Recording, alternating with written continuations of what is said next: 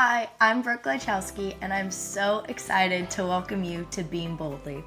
As an NCAA Division I gymnast, I know firsthand what it feels like to carry the weight of performance, expectations, and identity. Here, we're going to talk about all of it. We're going to talk about mental health, performance anxiety, NIL, resilience, and of course, how faith is our foundation that carries us through all of that. Whether it's stepping onto the beam in competition or just stepping out in everyday life, we are called to live boldly, and we're called to let our light shine. The name Beam Boldly was inspired by the verse Matthew 5:16, which says, "Let your light shine before others, that they may see your good deeds and glorify your Father in heaven." To me, that's what this podcast is all about. So if you're ready to hear raw conversations, find strength in faith, and be reminded that you're never walking this journey by yourself, join me as we step boldly into everyday life. Hey y'all, welcome back to Beam Boldly. I'm your host, Brooke Gleichowski, and I just have to start this episode by saying thank you to each and every one of you, everyone who has listened, everyone who has shared or supported in any way. Seriously, thank you so much. Beam Boldly has been a prayer in the works for me for a long time, and it's incredible to see all that God is doing and the people that He is reaching through this platform.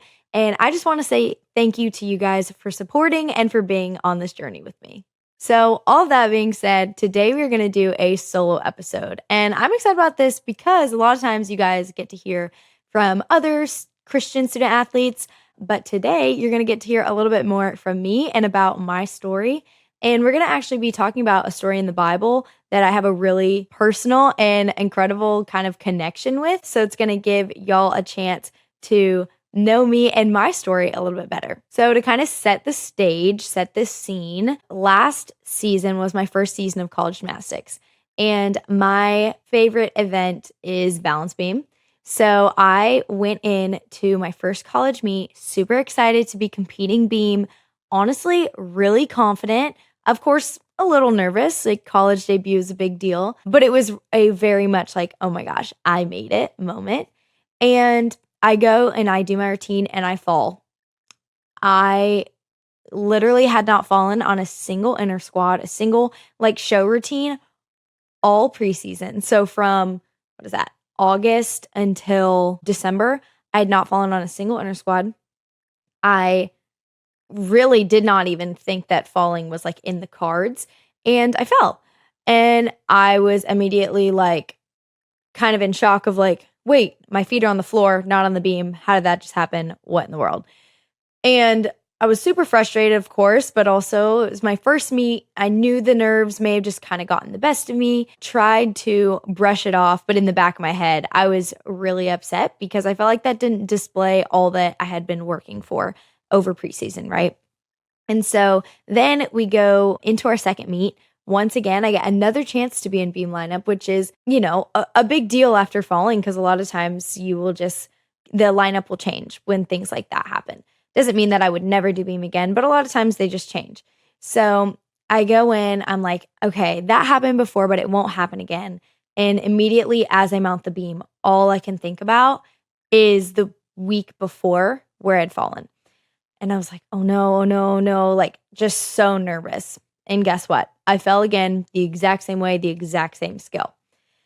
And after that, I started spiraling. I was thrown into a spiral. I mentally was just like, what in the world is going on? I have been training these beam skills for a very long time.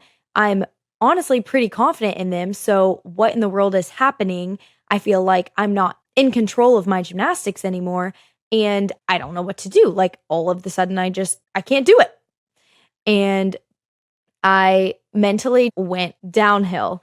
I was so in my head 24/7 after that.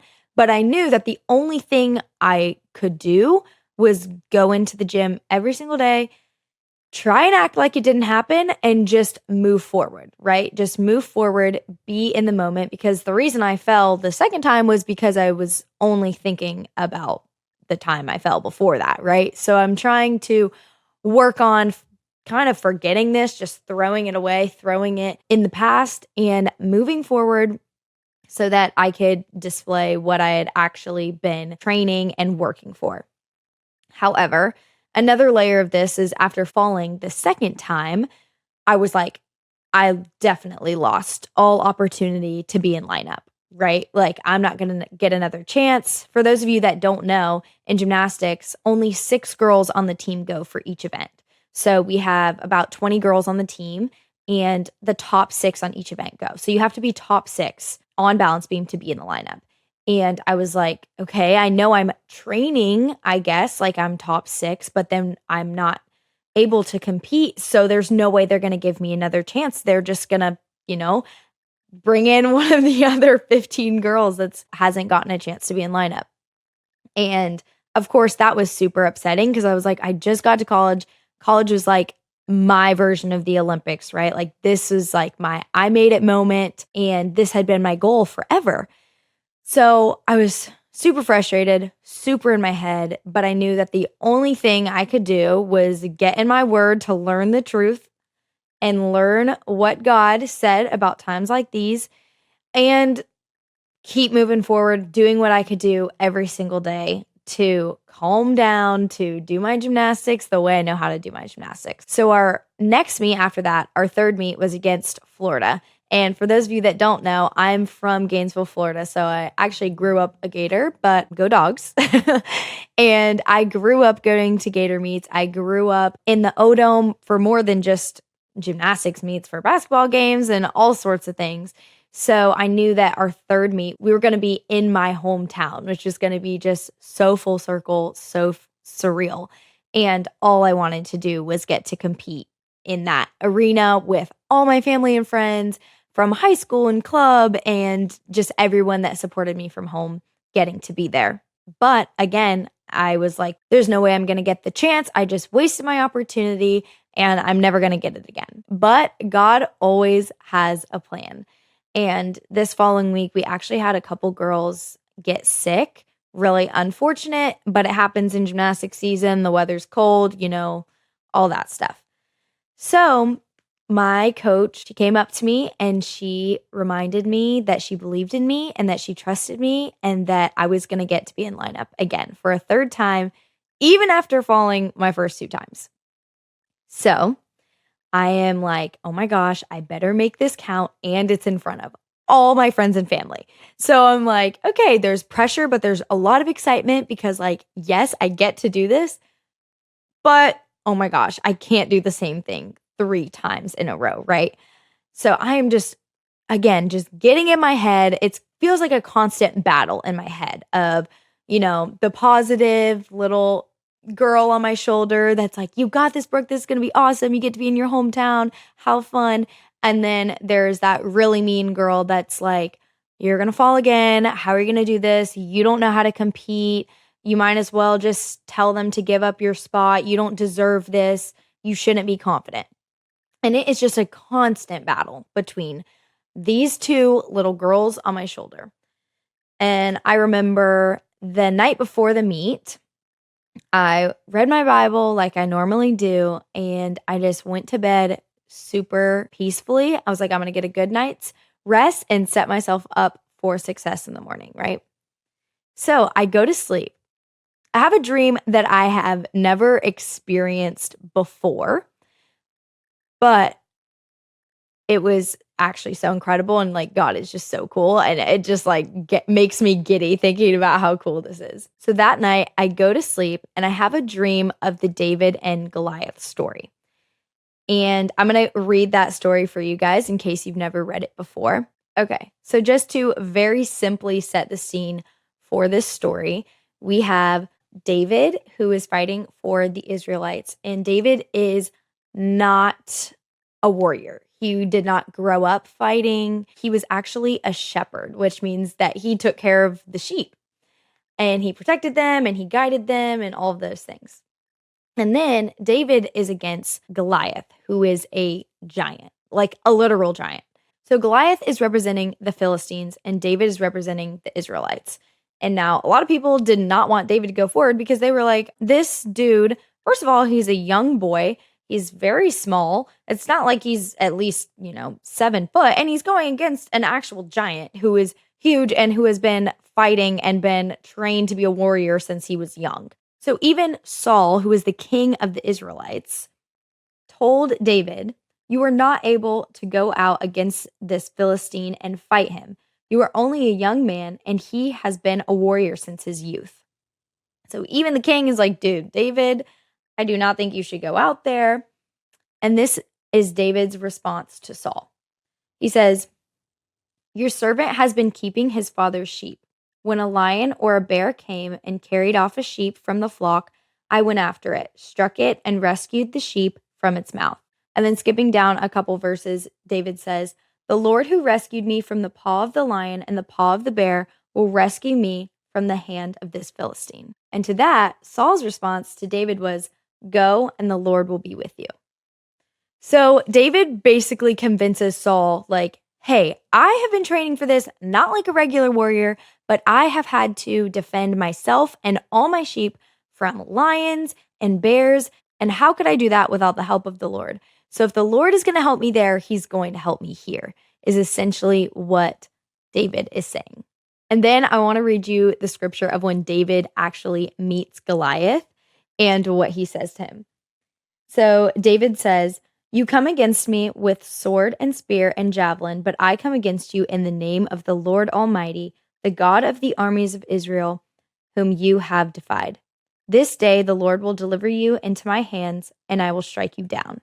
So David is saying, like, "Hey, Goliath, I know you have all those fancy swords and you are literally a giant already. You could probably just pick me up and throw me down with one hand, but I have the Lord on my side, and that is going to overcome all of it." And then a couple verses down, David also says, "All those gathered here will know that it is not by sword or spear that the Lord saves, for the battle is the Lord's, and he will give all of you into our hands." So then David runs to the battle line and he is face to face with Goliath. And this is what happens. Reaching into his bag and taking out a stone, he slung it and struck Goliath on the forehead. The stone sank into his forehead and he fell face down on the ground. First of all, wow. Once again, David, this young boy, not a trained soldier by any means, literally takes out a stone and hits Goliath right in the perfect spot on his forehead to kill him, to defeat him, to make him fall face first on the ground. That is not normal, right? Like none of us could easily do that on our own today. It is only by God's goodness, his strength, and his guidance that David was able to take down Goliath. So, going back to this dream I have of the David and Goliath story, in my dream, I was David and I was facing this giant. And for me, this giant was all of these negative thoughts in my head. It was that mean girl that was sitting on my shoulder and just feeding me lie after lie after lie. And it was the idea of competing in front of a huge crowd in my hometown after having messed up twice before already on a big stage. And I remember waking up the next morning with so much peace. I felt like I could breathe again. I felt like my shoulders were down. And my entire goal of the day was to be present and to enjoy what I was doing. Because when are you going to get those moments back? It was already just coincidental enough that I got to go back to my hometown my freshman year of college to compete in the place that I had been in, like growing up my entire life. And immediately I felt the Lord give me so much peace. But I also woke up knowing, oh my gosh, I need to go read the David and Goliath story because I don't know the details. And I had this vision in my dream that I was defeating this giant, but what does that mean? And I actually have a couple sticky notes that I found in my Bible from this exact day. And so I just want to read you what I woke up and wrote after reading this story. "Just as the Lord equipped David to fight Goliath, he has equipped me to take on today, no matter the challenge. He has equipped me to overcome as long as I believe and have great faith in him." And then the other two verses that stuck out to me were 1 Samuel 17:47 that says, "The battle is the Lord's, not my own." And then 1 Samuel 17:37 that says, "Go and the Lord will be with you."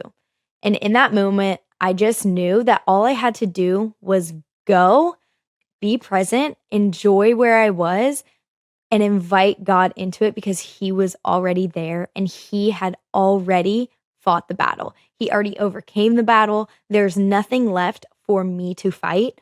All I needed to do was believe in him, trust him, and accept his presence into the place, the arena, my routine, my heart, all of it.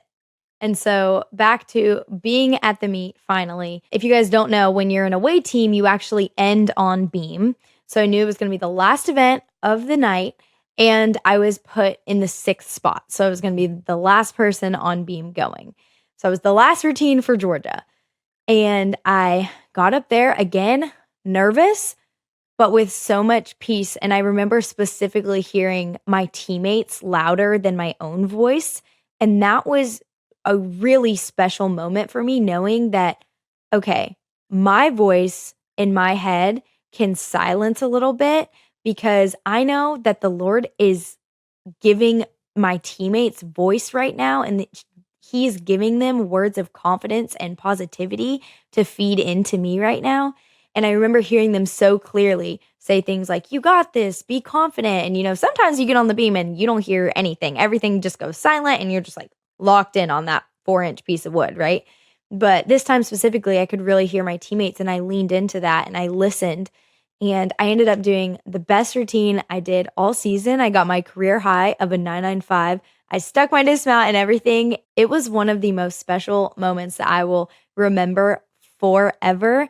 But I literally cannot sit here and say that it happened for any other reason other than the Lord's kindness, his strength. I'm so glad that I went through that struggle the weeks prior because it led me closer to him. It led me to have this dream and this vision of this biblical story and relate it to my personal life, to my everyday life, to the thing that I was currently facing. And that was one of the coolest, most amazing God moments that I have ever had. And I just remember thinking after the meet, like, wow, God, thank you. All of the glory of this routine, all the attention it gets, likes, comments, whatever, like I want it to somehow point back to you, God. Thank you for showing me that you equipped me every single day to face these challenges. So I hope this story is inspiring to you guys, and maybe you can think of something that you're facing right now that might be your Goliath. And I hope that this is a good reminder that God is equipping you, but you still have to believe and you have to have great faith in him. And if you guys want to go read this story on your own throughout the week, maybe just sit or wrestle with it, see how it applies to your life. It's in 1 Samuel 17. So I hope this episode was inspiring for you guys. I know I love talking about this just because every single time I'm reminded of how good and how faithful and how awesome God is. It's just such a cool story.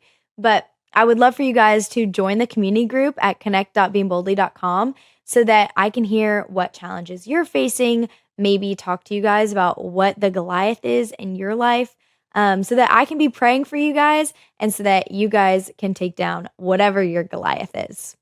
Thank you guys so much for listening. I hope you have an amazing day. Don't forget to subscribe so that you can continue on this journey with me, and I'll see y'all next time.